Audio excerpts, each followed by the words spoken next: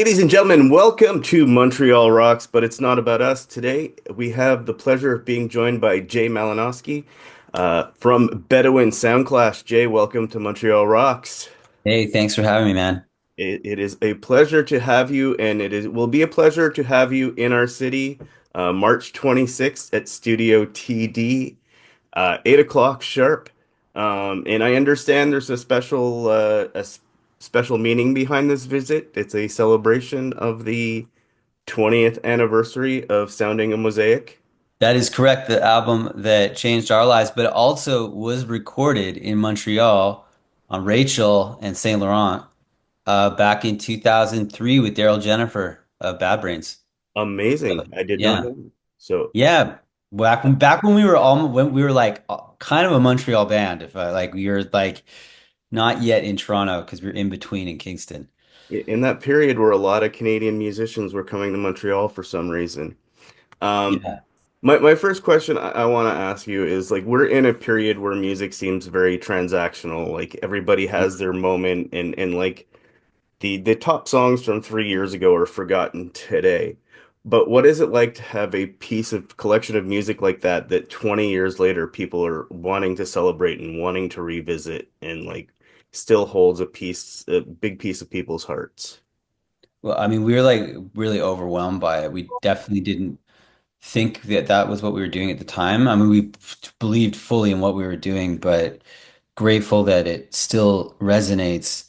And I think that the reason maybe at the time I was saying that with our band, we were never part of a scene. So like I was talking to a guy in a well-known indie band and we were saying he's like, I just didn't know where you guys came from. You know, there was like at the time Broken Social Scene, Arcade Fire, The Stills, The Deers, or it was like on rock radio, it was like with When the Night Feels My Song was one of the most played songs that summer in 2005, 2006. It was Nickelback, Photograph, Green Day, American Idiot. Like it was big rock ba albums, like as Green Day was at that time. Um, it was hard for us because we didn't really have a scene, and we always lamented like, oh, wouldn't it be great if there were just we weren't just this island of one, you know, where. But I think in hindsight, because we didn't really have a scene that people came to us on their own terms, and I think that's why there's been some longevity with our band is because it wasn't marked in a time or a trend or anything like that. Um, and you recently re-released When the Night Fails My Song, different versions with different artists. Like what was it Yeah. like revisiting that and breathing new life into that song? It was great. We decided, you know, every artist that we chose for that had either covered When the Night Before or like plays it at their show or, you know, so and we wanted to kind of pay homage to like the uh roots of our inspiration. So we had like Frank Turner do a version and Frank kind of represented that like Billy Bragg, like English punk ethic that has informed our music. We had the Interrupters with that LA kind of SoCal vibe do a version.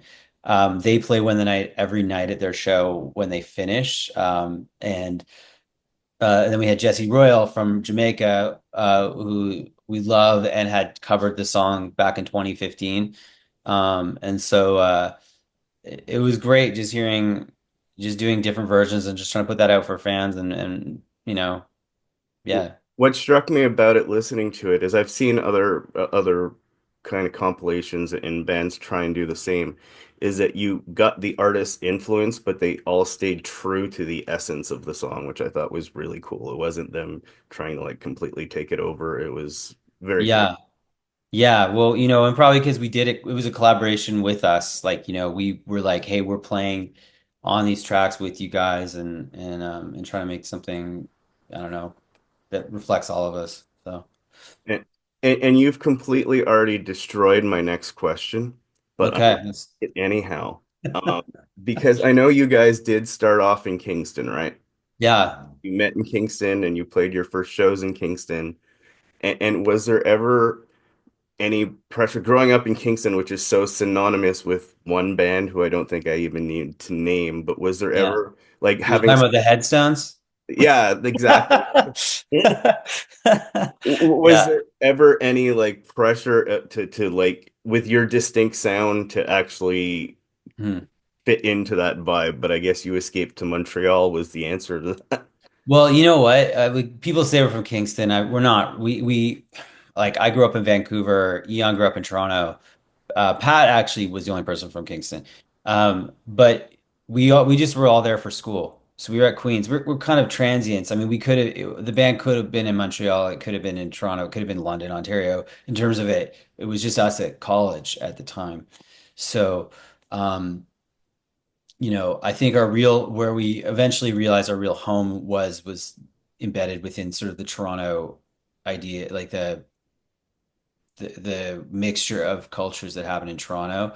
Um, Although, strangely enough, as I say that, it was Montreal that really accepted us first. Like Matt Collier at Stomp Records was the first person who heard the record and was like, "Would you guys like us to put the record out?" And I mean, they were the first people to give us a chance because no one else was like, "Hey, some like kind of world fusion reggae punk ska, like, do you guys want to, a record deal?" No one was asking.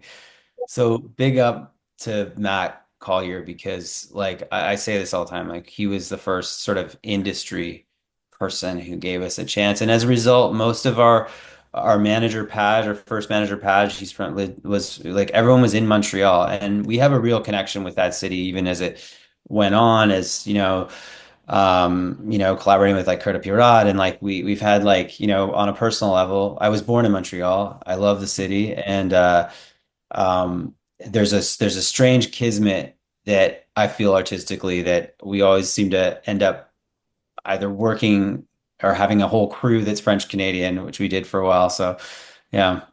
We were lucky as Montrealers to have in that period to have Stomp Records around and giving a lot of bands their start. Like Yeah. they helped create the scene that Montreal, thrived in for a while. So Yeah.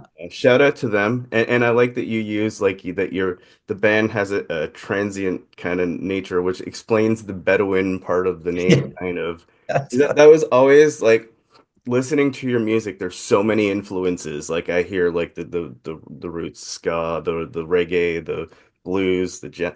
There's so Yeah. many influences there, but I'm like the one I never saw was like Arab music or Bedouin. It was like the sound clash made sense, but the Bedouin Well, never. let me explain that. I like when we started playing that we had a show that night, and I said, "Oh man, this sounds like Bedouin Soundclash," which is a dub record by an Israeli artist named Raz Messenai, and he put this record out in '97, pretty underground release on Roar Records out of New York, and it was incorporating Bedouin instrumentation, but it was a dub record. So I was like, "Oh, this kind of sounds like Bedouin Soundclash." We had a show that night. We played. Everyone decided that that was our name.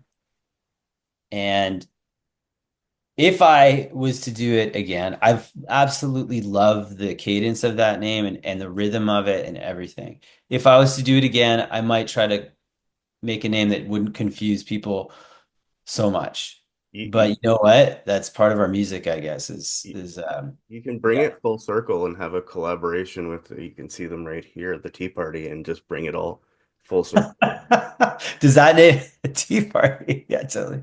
The Tea Party have that Arab kind of sound to them. Just do the They collab. should be Bedouin Sound Clash and we should be the Tea Party.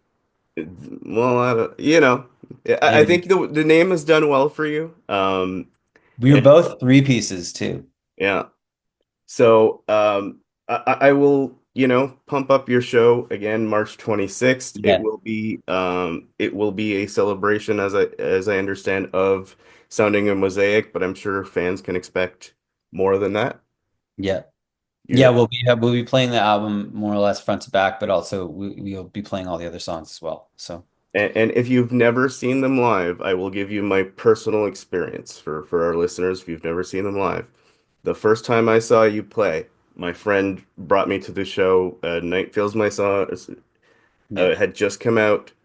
And my friend was like, "You got to come see this band. You got to come see this band." She knew I was a big fan of G Love and Special Sauce, which is Oh like, yeah, and she's like, "Oh, you'll love them." It's like like a little bit more reggae version of that.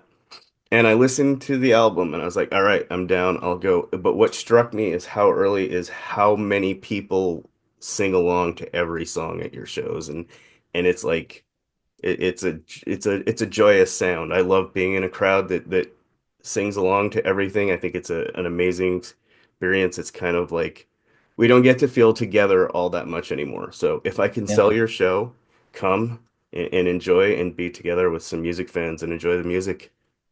That's beautiful. I love that. And that is really true. That is what our shows are about, is people coming and singing. It's what it's about.